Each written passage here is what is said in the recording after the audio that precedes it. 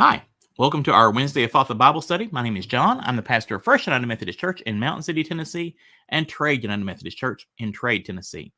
Well, it was a sunny day a minute ago. It's been kind of cloudy off and on, and I think it's going to rain again. But that's okay.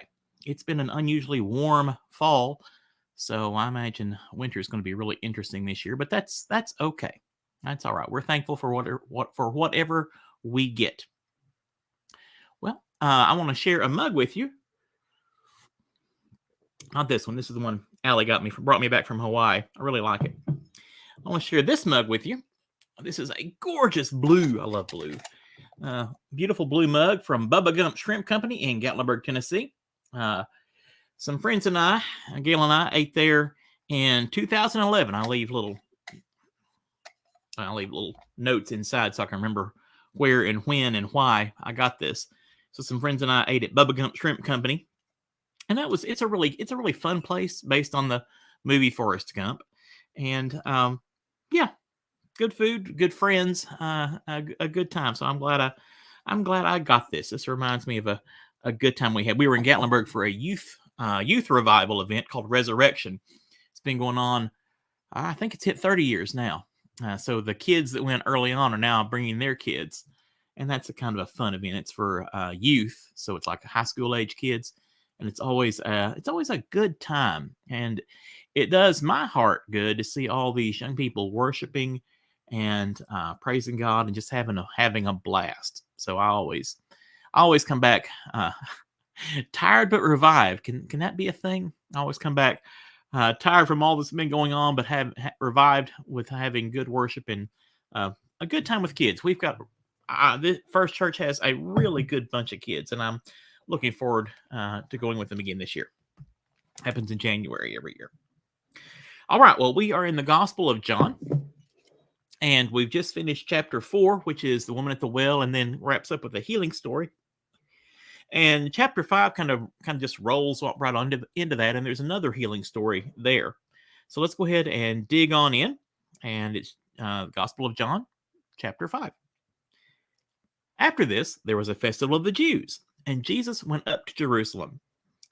Now in Jerusalem, by the sheep gate, there is a pool called in Hebrew Bethsaida. Other ancient sources call it Bethsaida or Bethesda. Ancient spellings vary a bit. Anyway, this pool has 5 porticos, and in these lay many individuals, blind, lame, and paralyzed. One man was there who had been ill for 38 years. When Jesus saw him lying there and knew that he had been there a long time, he said to him, "Do you want to be made well?" The sick man answered him, "Sir, I have no one to put me into the pool when the water is stirred up. And while I'm making my way, someone else steps down ahead of me." Okay, let's pause there for just a second. The waters of the pool ever so often would be roiled up, would be stirred up. And the thought was that an angel of God was stirring up the waters, and anyone who got into the water would be healed of their infirmities. I don't know how many were healed or how many were not. Don't know about that. But that was the reason for all the sick people being there. They were hoping to be the first one into the water so they could be healed. And every time the water was stirred up, I don't know how often that happened, this sick man was too slow to get into the water first. And so Jesus comes rolling through and says, "Do you want to be made well?" And that's really kind of an interesting question. You notice the guy really doesn't answer. I mean, it's assumed yes, and I'm sure he's thinking yes, but he doesn't give a straight yes or no. He gives a reason why he hasn't been healed yet. I think we need to think about that, about the way he answers as well as the answer itself. But Jesus' question to him needs to be needs thinking about as well. Do you want to be made well? We need to. We sometimes don't think things all the way through, do we?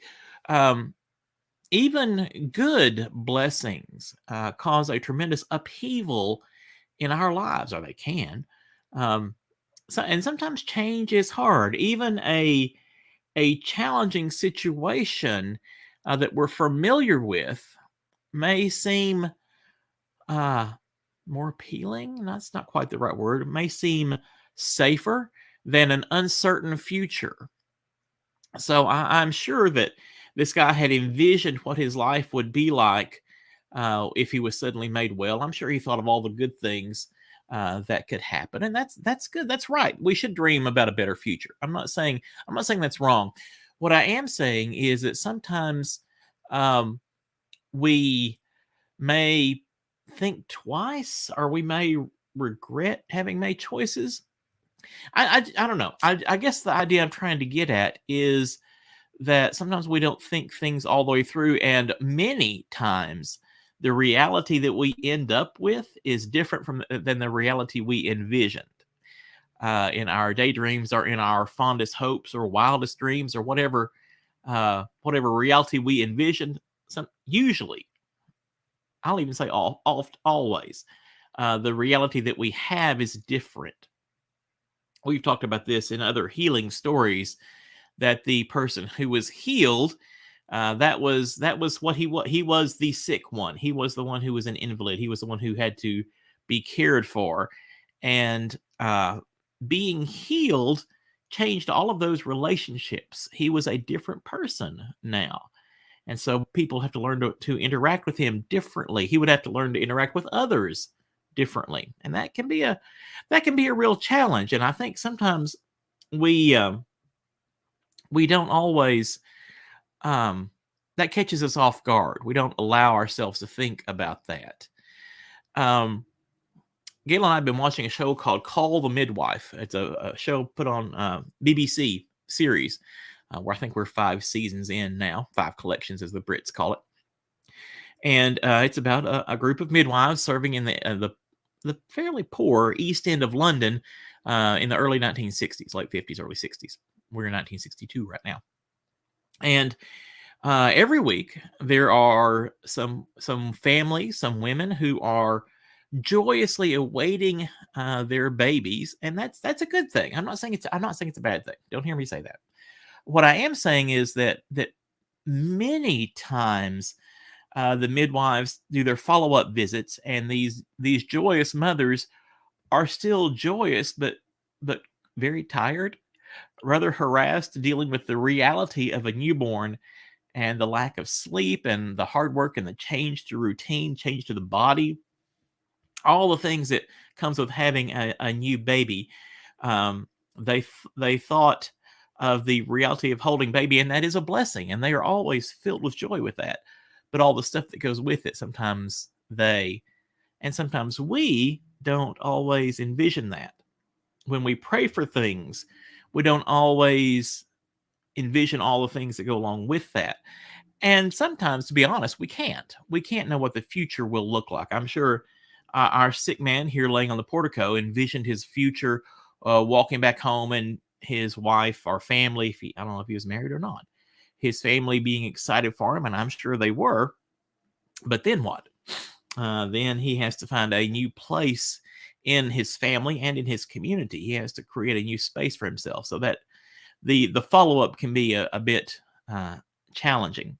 And I guess what I really want to say is that we don't need to let the challenges that reality brings, we don't need to let that get our spirits down. God is still working. Just because you're exhausted and tired and from dealing with the newborn, or not sure how to navigate this new reality of being able to walk now, being healed from your sickness, that doesn't make you a bad person. That doesn't make you a failure. It just means that we're having to deal with the reality of what life throws at us, and we're never able to envision things completely. So Jesus heals this guy. Verse 8, Jesus said to him, "Stand up, take up your mat, and walk." So by George, he did. Verse 9, at once the man was made well, and he took up his mat and began to walk. Now that day was a Sabbath. So the Jews said to the man who had been cured, "It is the Sabbath. It is not lawful for you to carry your mat." But he answered them, "The man who made me well said to me, 'Take up your mat and walk.'" So by George, he did. So the Jews, the Pharisees, those who are in charge, those who have power, make sure other folks obey the rules. I won't go. I won't get on my soapbox. Make sure others obey the rules. They see this guy breaking the rules, and the guy says, "Look, the guy who healed me, I'm healed. The guy who healed me said, take your mat and walk, so I did." But the Jews were angry. They asked him, "Well, who was the man who told you take up your mat and walk?" Now, the man who had been healed did not know who it was, for Jesus had disappeared into the crowd. Had disappeared into the crowd that was there. 14. Later, Jesus found him at the temple and said to him, "See, you have been made well. Do not sin anymore, so that nothing worse happens to you." Well, that's an interesting thought. You've been made well. You've been given another chance. Don't waste it. The man went away and told the Jews that it was Jesus who had made him well. I hope. I don't know how I feel about that. I mean, the Jews were looking to, well, I'm getting ahead of myself. 16. Therefore, the Jews started persecuting Jesus because he had doing such things on the Sabbath. But Jesus answered them, "My Father is still working, and I also am working." For this reason, the Jews were seeking all the more to kill him, because he was not only breaking the Sabbath, but was also calling God his own Father, thereby making himself equal with God. So Jesus was breaking their rules, and it boggles the mind that this healing miracle, they don't give one little whit about that. What they care about is somebody breaking their rules.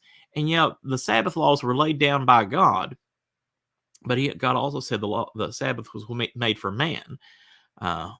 We can get into Sabbath keeping and what all that means, especially means for us as Christians, at another time.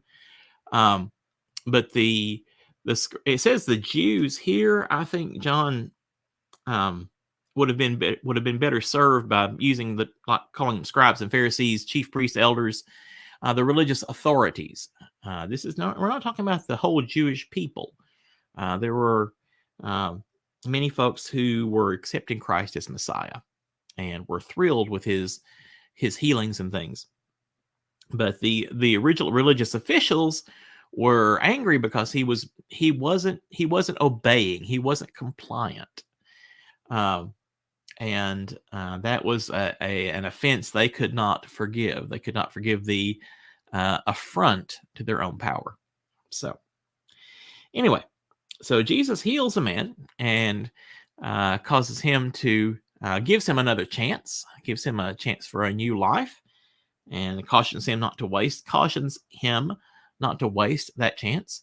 And the religious authorities are angry that Jesus is doing things that they don't approve of. So there is this kind of kicks off a long, I hate to use the term argument, because Jesus is telling them about who he is and things like that. So I think that would be better served for us to deal with at the next session. So we'll pick that up in verse 19. We'll pick up with John 5:19 next week. And until then, I hope you guys are having a blessed week. Stay safe. This coming up Sunday is the second Sunday of Advent, so go to church. Come worship with us if you want to. And we will see you next time. Take care, and God bless. Bye-bye.